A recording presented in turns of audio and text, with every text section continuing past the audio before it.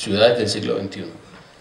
No es en realidad mi exposición como quisiéramos que fueran, pues no vengo sino a tratar de responder esa pregunta, si tenemos motivos para ser optimistas. Esta es, digamos, una exposición académica en ese sentido. Tratemos de mirar cómo es que evolucionan las sociedades, cómo evolucionan las ciudades, y así veremos los retos. Recordemos en todo caso que en Colombia tenemos un Estado débil, y por consiguiente lo que termina formando en buena parte nuestro futuro no es tanto la capacidad de gestión del Estado, sino la manera como la sociedad puja por hacer cosas. Bien o mal, esa es nuestra condición. Entonces, vamos a hacer una muy breve exposición, repito, tiene mucho talante académico,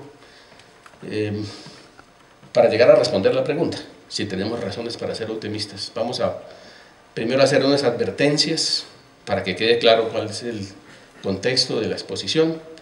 Es necesario, como la pregunta de ciudades del siglo XXI, ¿cuáles ciudades? Es necesario clasificar las ciudades. Una vez clasificadas tenemos que analizar cuáles son las variables que tenemos que tener en cuenta para entender cómo evolucionan las ciudades. Y eso lo voy a hacer conjuntamente con el análisis mismo de la evolución de las ciudades en algunos detalles, porque el tiempo es sumamente corto y además hacer pronósticos es de lo más arriesgado. Yo le pronostiqué a Gina que podía ganar y no tuve éxito en ese pronóstico inicial, y luego pronostiqué que podía ganar Petro y sí ganó Petro, y creo que pronostiqué que iba a ser un desastre y pasó, bueno. Pasó lo que está pasando. Y luego vamos pues al último punto. Entonces comencemos con advertencias y otras consideraciones iniciales para que entiendan bien pues para dónde voy yo. Y puedo comenzar con... Este es el Informe Nacional de Competitividad, pues una copia de la carátula del Informe Nacional de Competitividad, diciembre de 2011, que en buena parte relata los riesgos de esos entusiasmos de nosotros los latinoamericanos en promover cosas bonitas. Nosotros somos Quijotes, no Sancho Panzas. Ok, entonces narra ese informe, esto es sacado de ese informe, que 5 años antes el país se trazó una misión ambiciosa para el año 2032. Colombia sería uno de los 3 países más competitivos de América Latina. Quién sabe a quién piensan desplazar, supongo que a Venezuela no, porque ya está de último. Tendrá un elevado nivel de ingreso por persona equivalente al de un país de ingresos medios altos, a través de una economía exportadora con alto valor agregado e innovación. Todos estos son deseos que salen de que ahora sí vamos a mejorarnos, ahora sí vamos a corregirnos, con un ambiente de negocios que incentive la inversión local extranjera, que propicie la convergencia nacional, o sea, equilibrar las condiciones de vida de todo el país. Bueno, todo esto. Y luego, pues el informe dice que no vamos bien. 5 años después dicen, uy, no está saliendo. Porque hay un problema, y es que las sociedades no cambian de acuerdo con lo que se escriban en los documentos. Los documentos no determinan el futuro de las sociedades. No vamos bien. Uno debería ser tan raro. Otra vez nos hicimos propuestas y no la estamos trabajando. Así, en lo que vamos bien es en los discursos.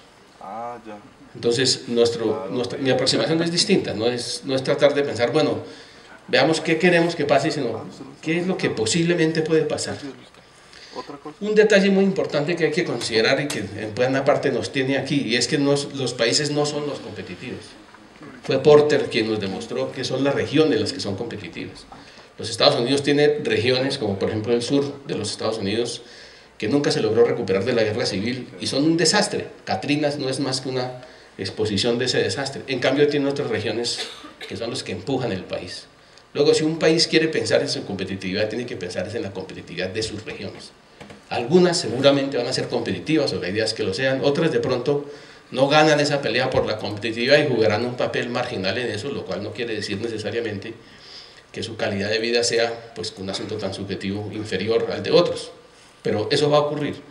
Es decir, lo que hay que analizar es lo que pase con las regiones. Las regiones son realmente regiones-ciudad. Las regiones existen porque existen centros urbanos, porque todo, hasta la agricultura, fue creado desde las ciudades. Bien. Gastémonos no más un minuto en decir los lugares comunes, solo un minuto para que pues, sepan que los lugares comunes serán tenidos en cuenta. La urbanización seguirá creciendo en el mundo. Eso ya se sabe, y que las megaciudades no crecerán tanto como las ciudades intermedias. Eso pasa en todo el mundo y está también pasando en Colombia. Y eso va a pasar en un ambiente de cambio tecnológico y globalización económica, social y cultural. Eso es así, no hay que decirlo de nuevo. Y además nosotros los seres humanos cargamos con la culpa de ser la especie perversa. Sí, somos una especie que se nota. El número de seres humanos hace 500 años era 500 millones, ahora somos 6.000 millones. Y nos vamos se supone, hasta el año 2050, vamos a ser 12.000 millones. Si no ocurre un cataclismo previo. Y los sistemas sociales tienen su forma además de equilibrarse. Si llega a haber muchos conejos, muchos lobos, se van a comer todos los conejos. Disminuye el número de conejos, de lobos, vuelve a aumentar el número de conejos. Lo mismo pasa con los seres humanos. Si el planeta no da para sostener 12.000 millones, habrá un cataclismo hasta que seamos 1.000. Eso es así. Bien, pero ahora resulta que somos la especie perversa, somos los malos. Fundamentalmente somos los malos porque existimos. Sostener 6.000 millones de personas es algo impensable. Vamos a mirar los datos que muestran que eso efectivamente es así.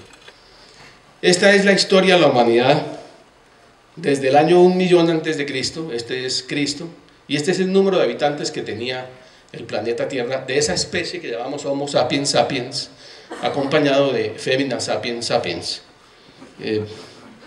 Entonces tenemos aquí cómo ha crecido el número de habitantes desde que más o menos por aquí fue cuando surgió el Homo sapiens sapiens, más o menos en hace 30.000 años a 100.000 años, más o menos. Aquí decía 250.000 por aquí. Aquí está la primera revolución económica, que es la agricultura, la alfarería, el arado. ¿Cuántos seres humanos había en la Tierra? Es muy difícil hacer ese cálculo, por supuesto. Detrás de esto, que es un tratado sacado de un libro de Douglas North, hay muchísima investigación y muchísimas suposiciones. En el año 1, la época, digamos, de oro de Roma, había en el mundo más o menos 100 millones de seres humanos. Y luego en el año 200 no había cambiado mucho la población, en el año 800 no había cambiado mucho la población, contando todos, ¿no? En China, en América Latina, lo que es actualmente América Latina, perdón, en América. En el año 1000, en el año 1500 había aumentado un poquito, por aquí fue la peste negra de 1350, que se llevó al 30% de la población europea.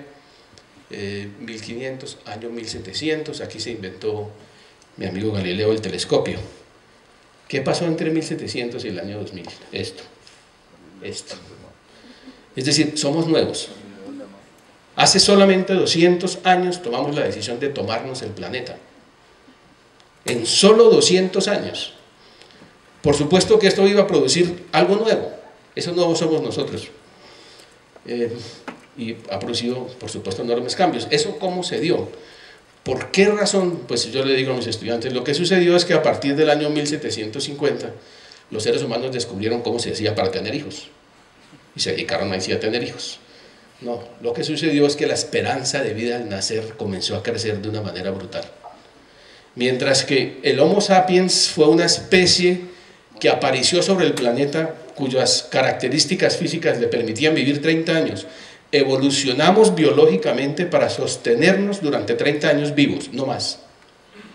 Y ahora tenemos que aguantarnos los 60 en adelante, que es lo que ya inauguramos el doctor Rafael Orduz y yo. Solamente en los últimos 50 años la perspectiva de los seres humanos cambió a tal punto que es muy posible que los abuelos conozcan nietos. O sea, que ya no somos una especie en el cual nosotros tenemos como condición, digamos, como gran rutina de vida, nacer, crecer, reproducirse y morir. Ahora es nacer, crecer, reproducirse, cuidar a los padres y morir. Eso no lleva en el género humano más que 100 años. Todo eso es absolutamente nuevo. Y eso se dio por las ciudades. Este es el número de grandes ciudades en el mundo entre 1300 y 1980.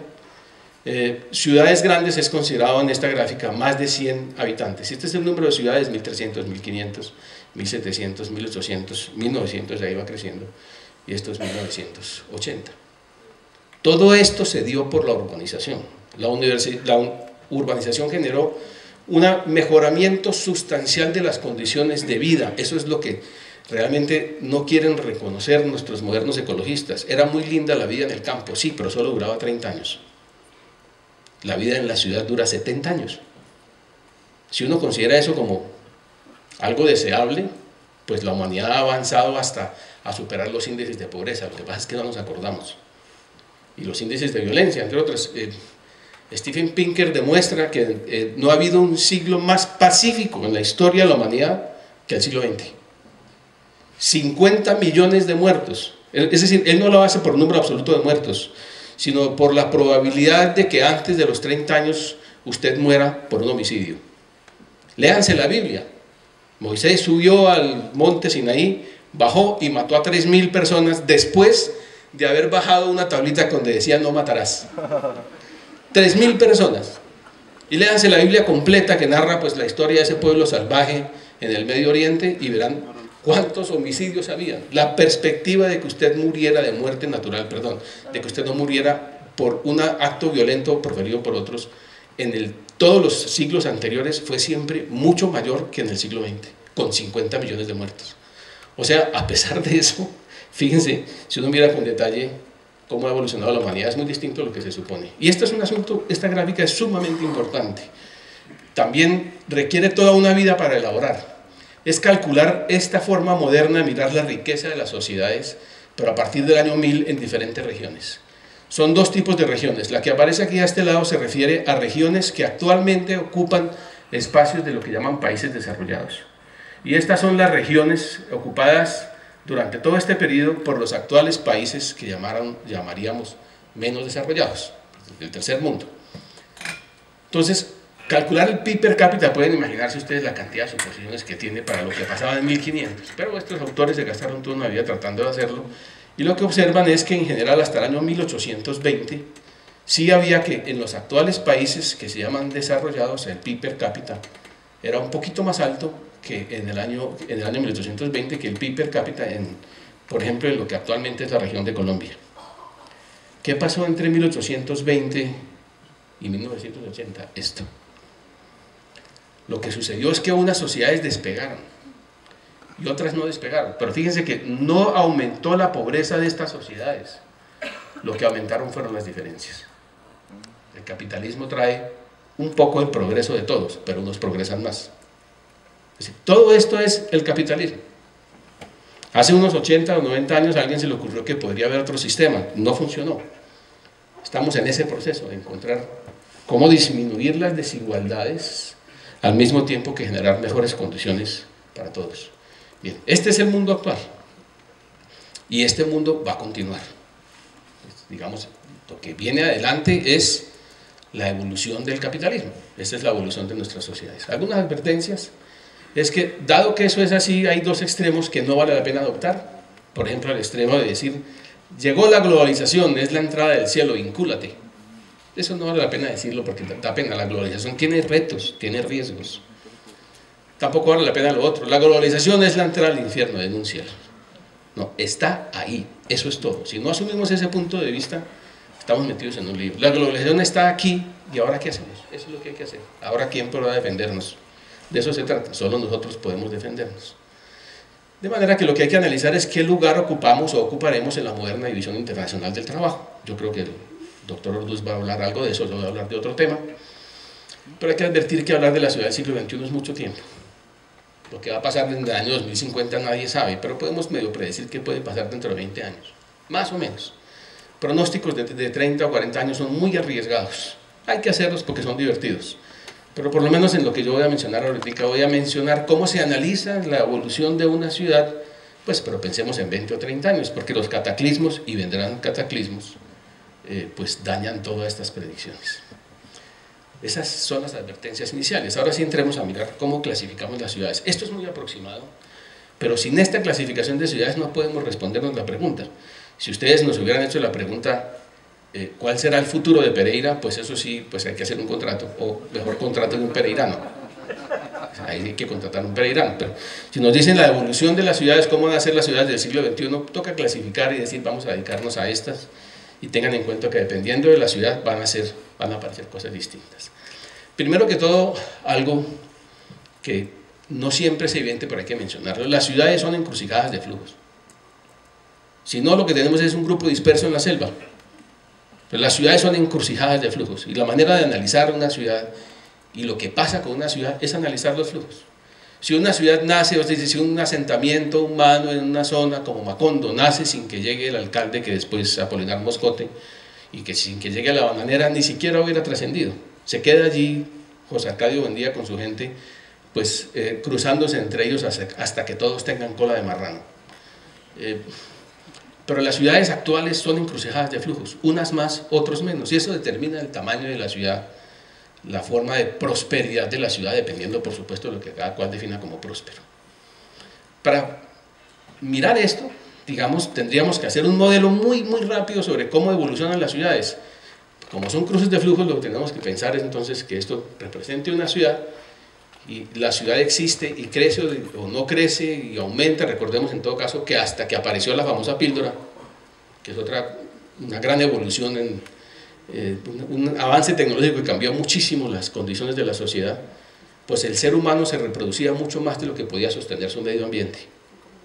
Es decir, los pequeños grupos humanos que vivían en paz con la naturaleza, vivían en paz con la naturaleza, pero no con los niños nuevos, los mataban.